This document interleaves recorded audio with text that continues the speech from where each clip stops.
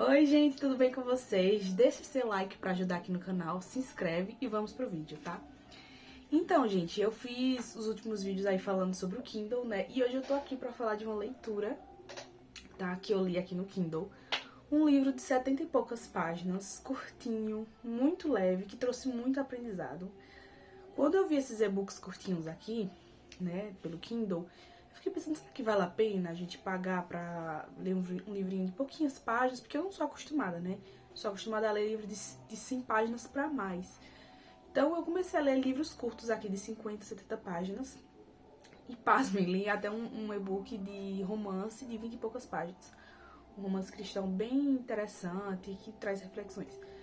E eu vim pra falar desse aqui específico, porque, gente, embora ele tenha 70 e poucas páginas, ele é um livro, assim, de romance que fugiu um pouco do tradicional, tá? Então eu vinha falar sobre o livro Isto Não É um Dorama, da Raquel Costa, tá?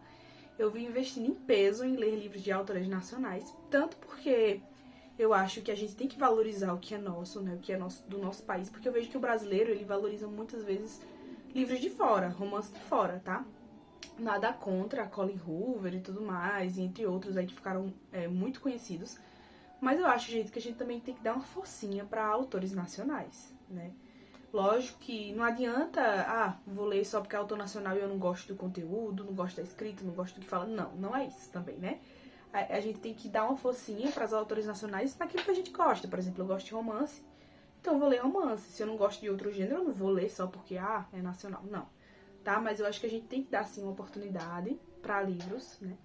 Então, geralmente, quando eu termino de ler um livro na Amazon, eu faço a minha avaliação aqui mesmo pelo Kindle. Assim que eu termino, aparece lido e sobe a opção de avaliação e eu faço a avaliação, porque isso ajuda muito a autora, tá? Então, deixando isso bem claro, vamos para a resenha desse livro. Então, esse livro fala a respeito de uma menina que ela tem 4 irmãos e ela é a quíntupla gêmea. E eu achei bem interessante, bem diferente, né? Porque eu nunca havia lido um livro onde a protagonista tivesse tantos irmãos gêmeos, né? Então ela tem 2 irmãos gêmeos homens e 2 mulheres, né? Com ela 3, no caso, na família. Então, assim, eu achei interessante porque, principalmente lá pro finalzinho, ela faz uma reflexão a respeito da vida dela, né? Da infância dela, da adolescência. Então ela tem uma comunicação com ela mesma, sabe? Ela teve um sonho em que ela sonhava com ela criança. E nesse sonho que ela sonhava com ela criança, ela meio que abraçava e confortava aquela criança. E assim com a adolescente também. No sonho ela parecia ela, versão adolescente. E no sonho ela também acolhia ela, adolescente. Alguns medos, algumas inseguranças. Eu achei esse diálogo interessante. Por quê? Perdão. Por quê? Porque muitas vezes na nossa infância, na nossa adolescência, a gente não recebeu um determinado amparo, né? Da nossa família. Muitas vezes os nossos pais não sabiam como amparar as nossas emoções e tudo mais. E ela nos mostra nesse livro que a gente tem que fazer isso.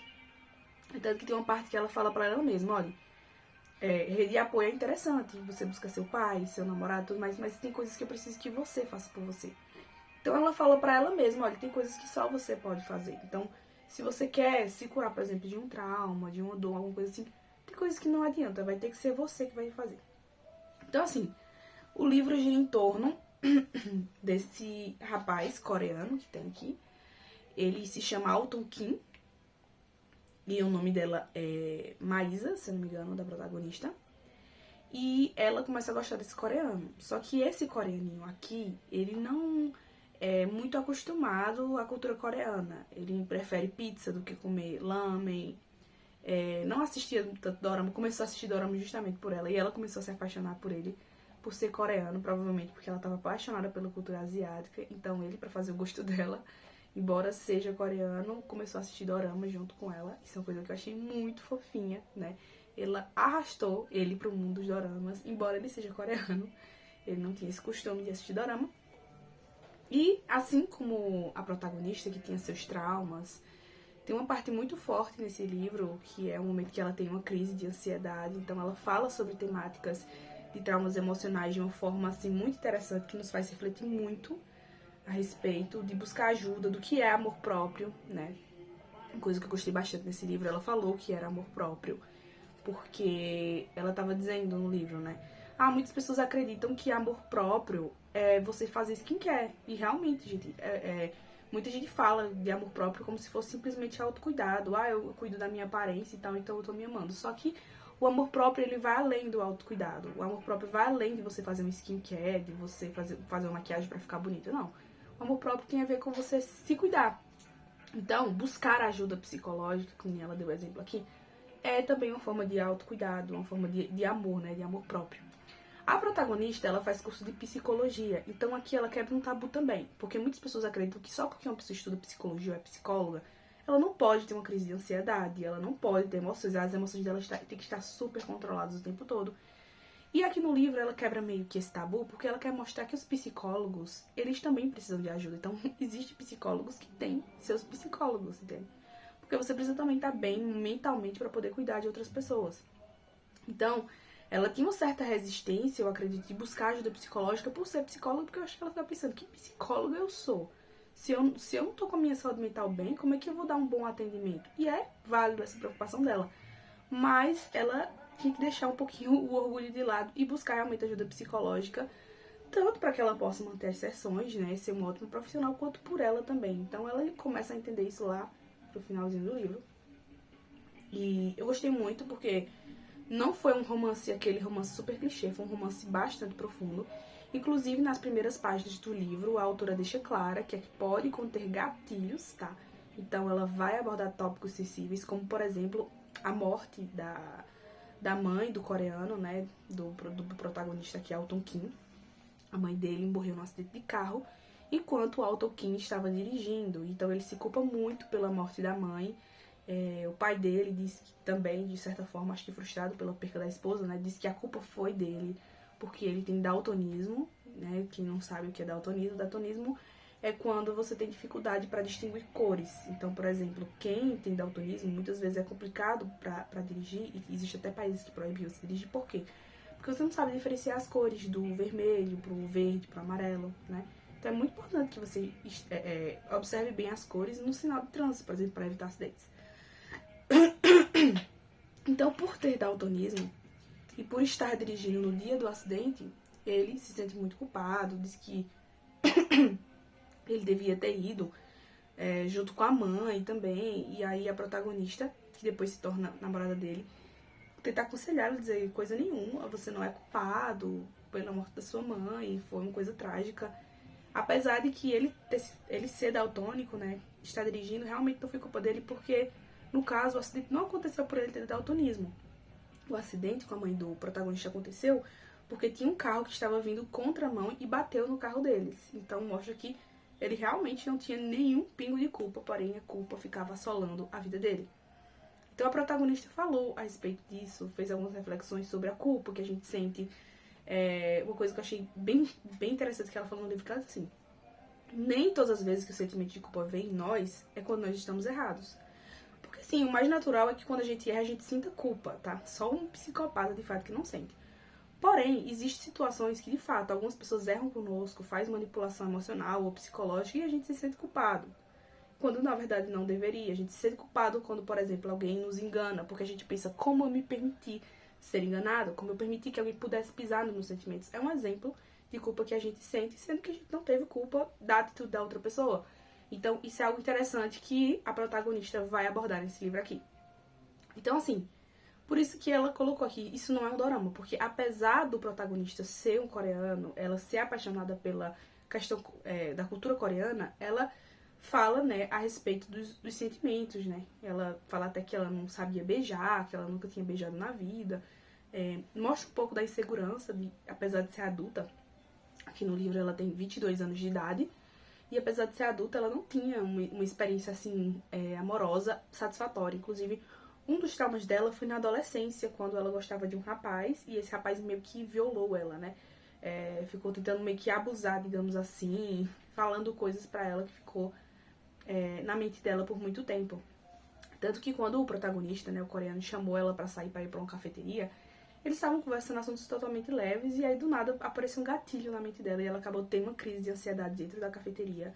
Quando ele já estava saindo da cafeteria se despedindo, viu ela totalmente mal. E aí com isso, ele ajudou ela, né, a respirar melhor, levou ela em casa, cuidou dela. Então assim, esse livro mostrou a importância de uma assistência, né, numa crise de ansiedade, por exemplo.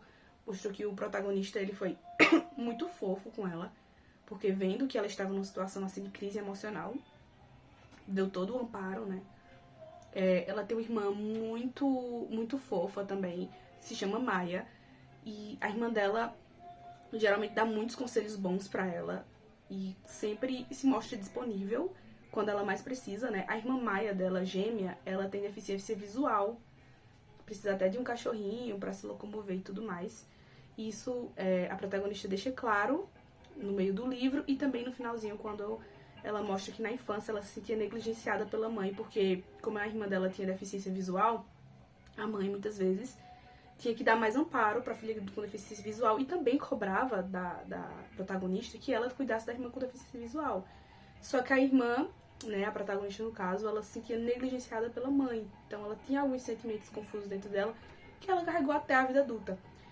E esses tópicos sensíveis, assim, embora eu sei que nem todo mundo tem, assim, cabeça pra ler, porque tem gatilho, você tem que estar meio que bem emocionalmente pra ler.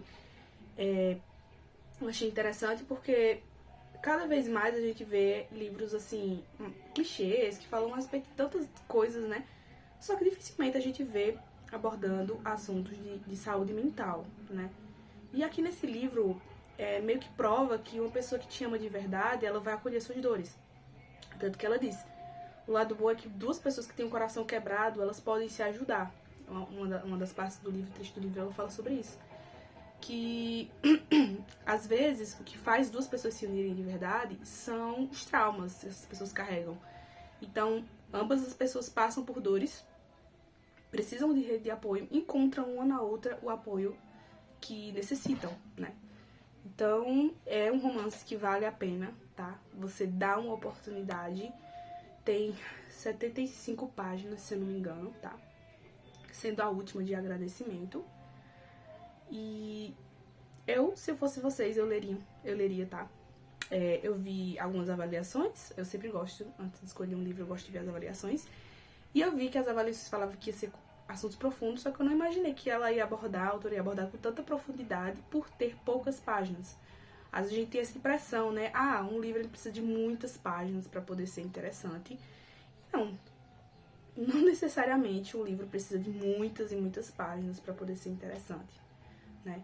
E esse livro aqui, isto não é um dorama, pra mim foi a prova de que de fato não precisa de muitas páginas, desde que o autor saiba aprofundar o assunto, saiba do que ele tá falando, né? Não coloque coisa assim, pé nem cabeça.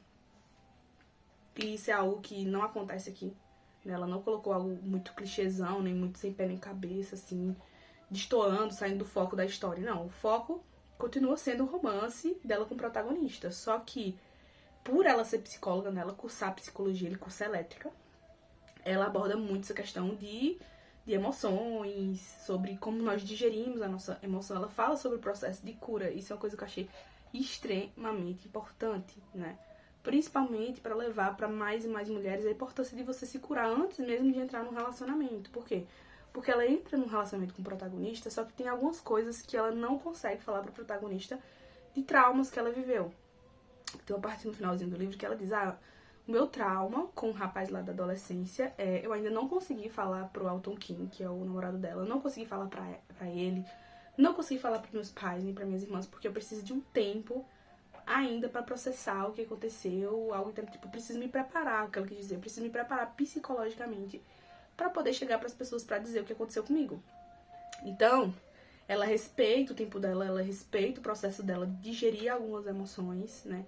Então, ela dá muitas dicas aqui, né? Entre as páginas, ela dá muitas dicas do que a gente pode fazer e como a gente tem que interpretar, de fato, muitas vezes as nossas emoções, tá bom? Espero que vocês tenham gostado dessa resenha.